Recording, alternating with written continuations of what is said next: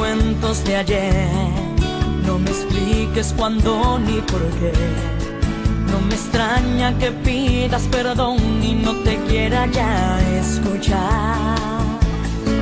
Cada espacio tiene su lugar, cada vez unos labios